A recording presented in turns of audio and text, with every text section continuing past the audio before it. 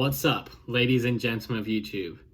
Man, it's been a while since I uploaded. I think my last video was titled "Returning to Pokemon," and that was over a year ago. I think it's nearly 2 years ago, actually, that I uploaded that.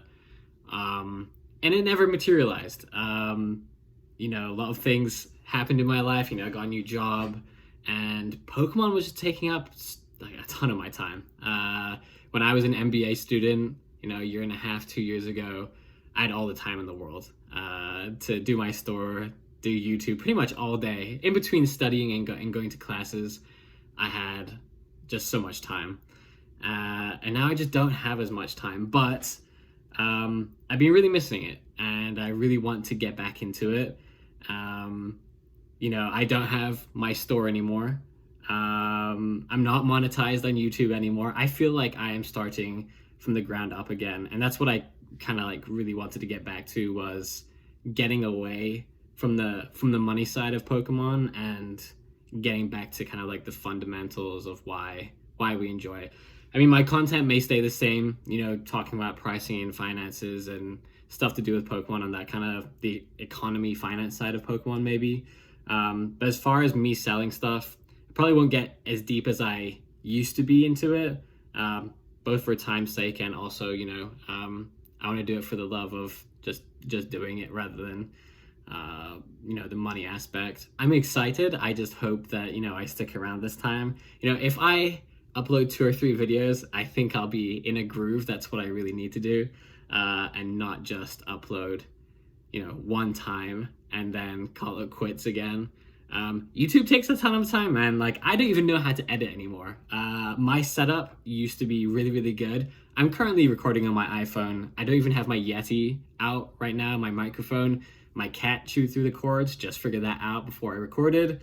My, really expensive camera was out of battery, and I don't know how to charge it, don't know where the charger for that is. So I'm kind of like really back to beginner YouTube kind of stuff right now. So bear with me. But yeah, I did take a fairly big step back from Pokemon, entirely burned out with everything. And the new, the new set that just came out, I was really intrigued by it. But the prices really intrigued me even more so than the cards did. I could not believe, and I still cannot believe, how expensive Pokemon has become. And it's really, really sad to see, in my opinion. And, I'm, for the last year, kind of outside looking in. I don't know all the nuances like I used to do. I felt like I used to know, a decent chunk of what I was talking about, but just, from the outside looking in, it looks like it's got kind of out of hand recently. I started this YouTube channel 3 years ago, and 3 years ago, I could go to Japan. This was without a middleman. This is without me getting kind of like retail pricing. This was buying from like Plaza Japan, Nin, all of those big stores. I could go and buy a booster box for $30 to $35. I think at one point I was getting them for like $29.87-ish, I'd like to say. But yeah, those days are long gone, it feels like. If I go on Plaza Japan, Nin, a lot of the other websites, and I know there's tons of websites I'm probably missing out on right now, but the cheapest booster boxes are like $60, $70. And there's nothing particularly special about those sets. I mean, for $60, $70 3 years ago, you're looking at super exclusive sets. I remember the 20th anniversary set, those booster boxes were going for like $60, $70 when I kind of like got back into my YouTube channel. And those were like a 20th anniversary, super expensive. Those are like thousands of dollars now.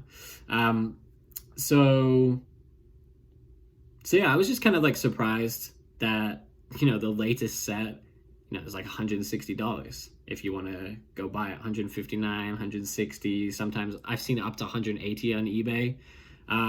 And there's just no way the average person can afford that. The whole reason I got into selling Pokemon stuff, especially mostly Japanese stuff, was to kind of like bring it over to the States for an affordable price.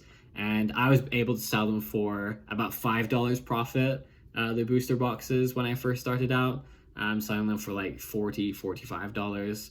But now it seems like every set is just absurdly expensive.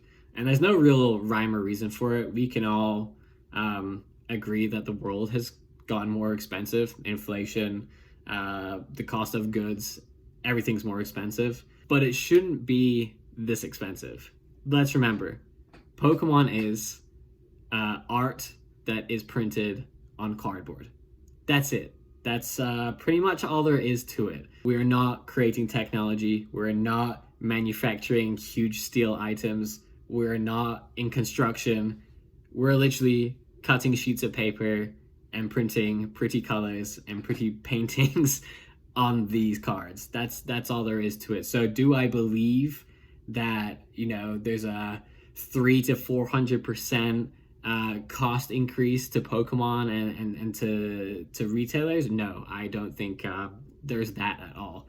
And I think on my latest, I'm sure all of you by now have looked at the new social media threads. I think one of my first threads or equivalent of tweets was a question, which was, how much profit margin do you think the Pokemon company makes per pack?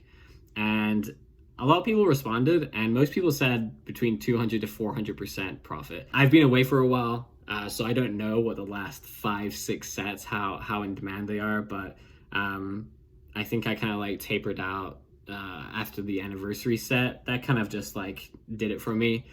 Those promos were going for like $10 each at one point for a single card, and it was just crazy. Those promos at one time, I used to get Japanese booster boxes in.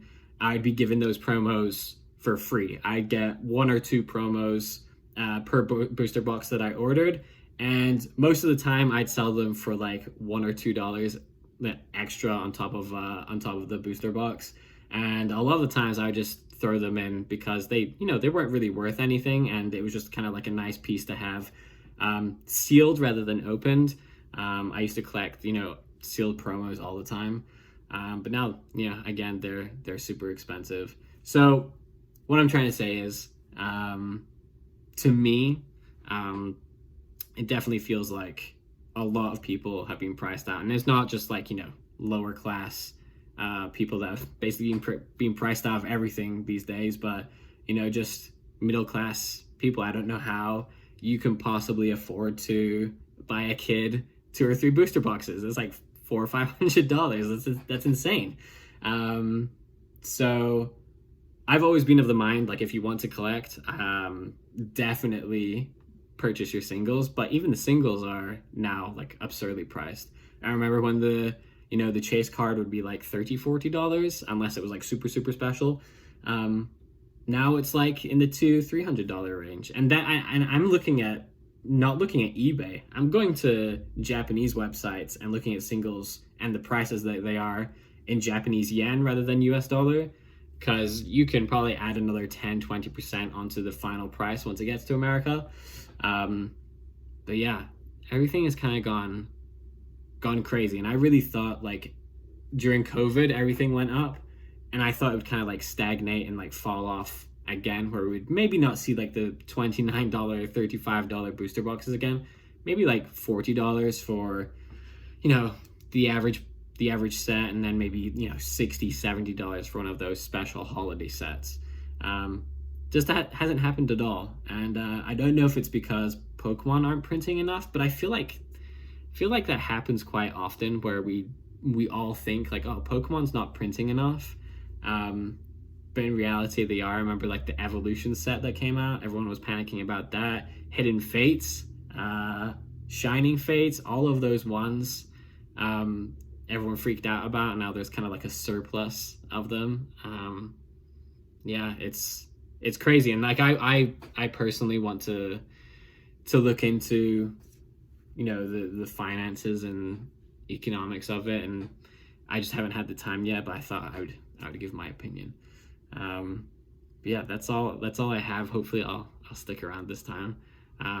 So thank you for watching me. I appreciate it. You can catch me on Instagram and Threads, I guess, now as well. And I'll catch you in the next one. Thanks, guys.